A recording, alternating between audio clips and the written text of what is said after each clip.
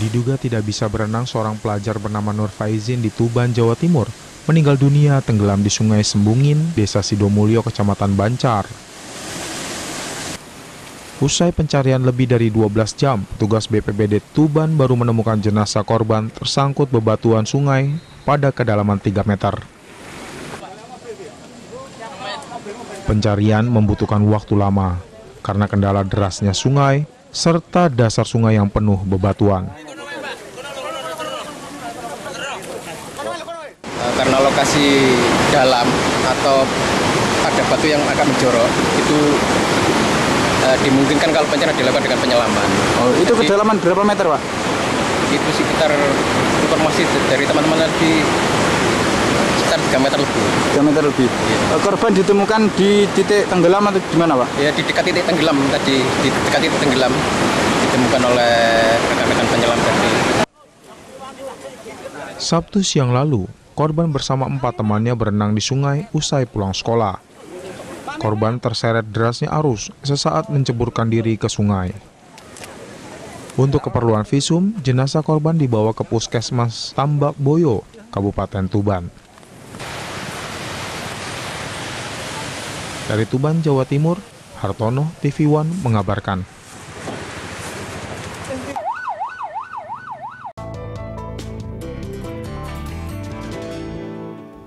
Kehadiran Raja Arab Saudi Salman bin Abdul Aziz Al Saud pada 1 hingga 9 Maret mendatang bukan hanya untuk meningkatkan kerjasama antar negara secara umum. Namun secara khusus Presiden Joko Widodo berusaha menggait investasi semaksimal mungkin dari Arab Saudi ke Indonesia. Lantas seberapa besar investasi Arab Saudi di Indonesia selama ini? Rekan Andra Lesmana akan menyampaikan datanya untuk Anda. Silakan. Baik, terima kasih Dodi dan juga pemirsa. Sekretaris Kabinet Pramono Anung mengatakan Presiden Jokowi menargetkan nilai investasi yang masuk setelah kunjungan Raja Salman mampu mencapai 25 miliar dolar Amerika Serikat.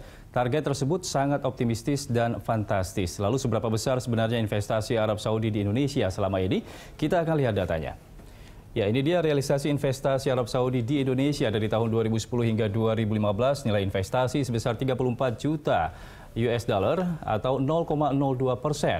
Sementara itu realisasi investasi di tahun 2016 sebesar 900.000 US dollar atau 11,9 miliar rupiah untuk 44 proyek, dan realisasi investasi Arab Saudi berada di posisi 57.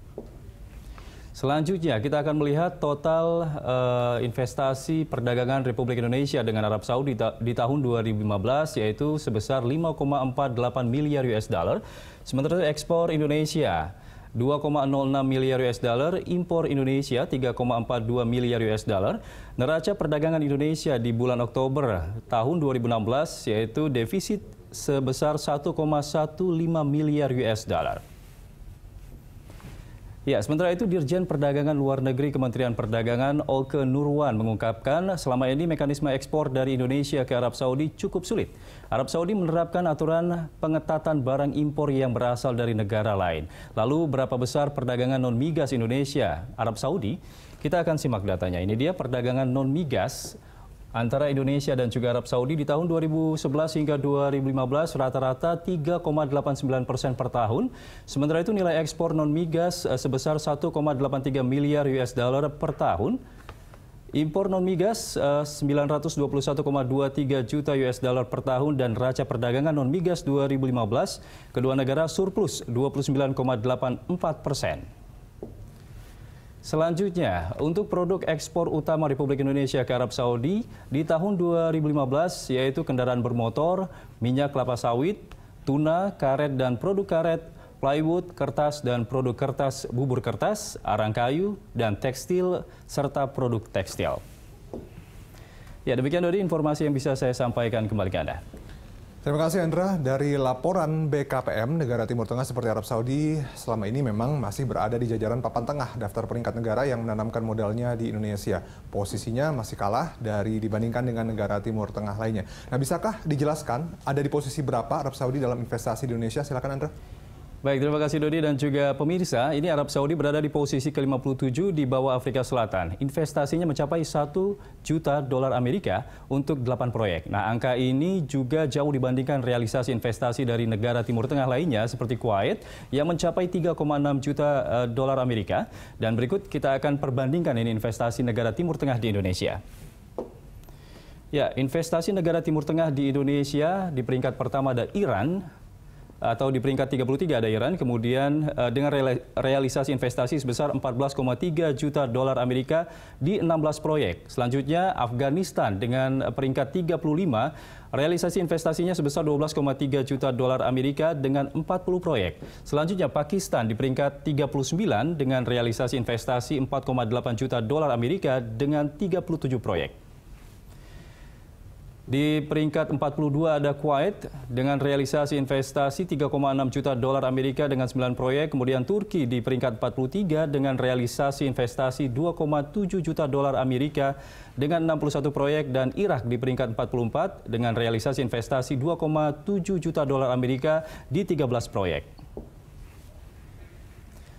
Ya, selanjutnya Yordania di peringkat 47 dengan realisasi investasi 1,6 juta dolar Amerika di 22 proyek. Kemudian Mesir di peringkat 53 dengan realisasi investasi 1,2 juta dolar Amerika di 12 proyek.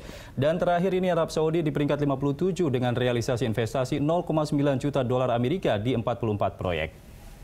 Ya, Dodi, kembali ke Anda. Baik, terima kasih Andra. Kita lanjutkan dialog. Bu Yani, ini kalau kita lihat, coba kita bahas angka-angka ini tadi ya.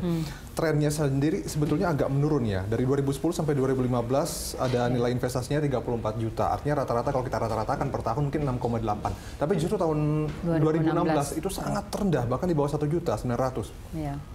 Sangat minim sekali begitu. Menurut Anda sendiri apa sih faktor yang menyebabkan investasi Arab Saudi ke Indonesia itu sedikit?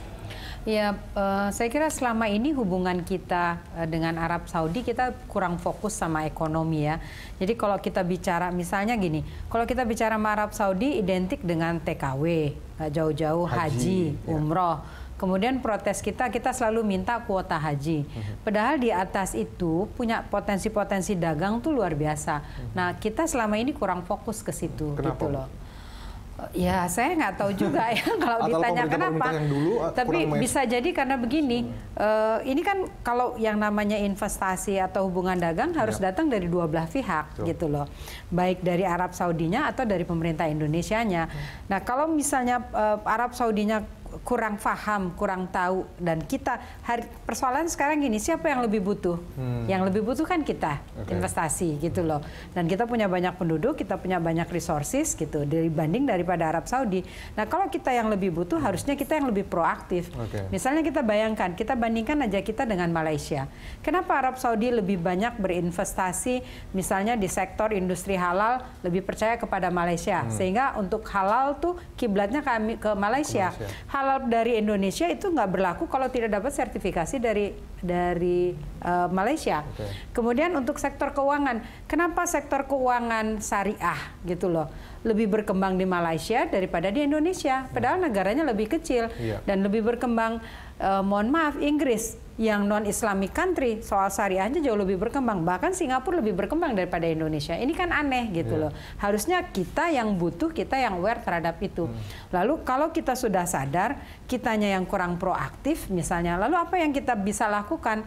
Tidak hanya cukup misalnya BKPM datang ke sana. Setelah datang ke sana, kemudian ini loh potensi-potensi investasi di Indonesia yang ada. Setelah datang ke sana di follow up gitu loh. Anda mau investasi di mana, perusahaan apa? Datanginlah itu perusahaan atau investor yang besar. Ini seperti juga investor yang lain. Begitu dia lihat ada potensi, dia datangi. Kalau perlu, what thing that I can help you gitu. Apa sih yang bola ya, jemput bola? Ini apa nih? Lu pelajari deh persoalan-persoalan di negara kita ini, persoalannya di mana, apa yang kita bisa lakukan supaya Anda bisa investasi gitu. Sampai sedetail itu. Seringkali investor datang ke Indonesia nih, ada beberapa kasus gitu. Di kejadian 1-2 tahun yang lalu. Investasi besar mau datang ke Indonesia. Datang mau ketemu menterinya susah, mau ketemu pejabatnya susah. gitu, udah datang terus ketemu minta peraturannya dan sebagainya. Nah sementara ini mereka datang ke negara tetangga yang lain sudah gampang mudah, kalau perlu menteri itu rapat sama presiden cancel untuk investasi, rapat dengan yang lainnya cancel, ketemu investasi kalau memang mental kita toward investasi. Nah setelah itu kirim lagi orang ke sana, oke, kita udah bahas ini, proaktif lagi. Nah, supaya Anda bisa jadi di Indonesia, Anda udah pelajari nih iklim investasi di kita, peraturan kita di sana. Kira-kira peraturan mana yang memberatkan Anda? Apa yang bisa kita lakukan? Jangan-jangan belum-belum udah bilang, oh ini nggak sesuai nih dengan aturan perundang-undangan kita soal investasi dan segala macam. Itu kan aturan kita yang buat. Iya. Kan bisa kita lakukan perubahan. Bisa kita revisi. Gitu. Bisa kita revisi. Nah mental-mental seperti ini nggak boleh saklek gitu. Kita harus terbuka juga. Nah tentunya nanti pada saat dirubah kan duduk juga sama DPR. Kalau memang tingkatnya undang-undang. Kalau tingkatnya Kepres bisa, kalau tingkatnya Kapmen kan bisa diperbaiki. Nggak ada yang bisa diperbaiki kecuali Quran, kan gitu. Oke, Ibu Dina, wong kita yang butuh gitu ya, harusnya kita yang menyesuaikan begitu. Anda menilainya seperti apa ya? Ya, saya sangat optimis karena sebetulnya ini peluang. Saya melihatnya 900.000 itu justru menunjukkan inilah saatnya kita bekerja sama dengan baik dengan Arab Saudi. Yang paling tinggi dari Timur Tengah itu Uni Arab Emirates, yang Dubai, ibu kotanya itu Abu Dhabi kan. Ini dia 55 juta, baru Iran ya. Jadi Iran itu nomor 2, bukan nomor 1 ya. Iran nomor 2 di Indonesia ya. Dia nomor 33 kalau di sini rankingnya dari keseluruhan, dan Arab Saudi tentu saja tadi sebut 57. Jadi artinya kita justru punya peluang besar untuk menaikkan kerjasama dengan Arab Saudi. Nah masalahnya memang tadi disebut keuangan syariah, misalnya kita agak lambat. Ya, kalau nggak sangat lambat gitu ya, perkembangan ini harus didorong lebih cepat lagi sehingga kita bisa mengikuti, karena dunia itu trennya menuju keuangan tanpa bunga ya, riba kan. Jadi kita lihat tadi sudah disebut Inggris, dunia itu sekarang lagi melihat ini yang tumbuh dengan pesat.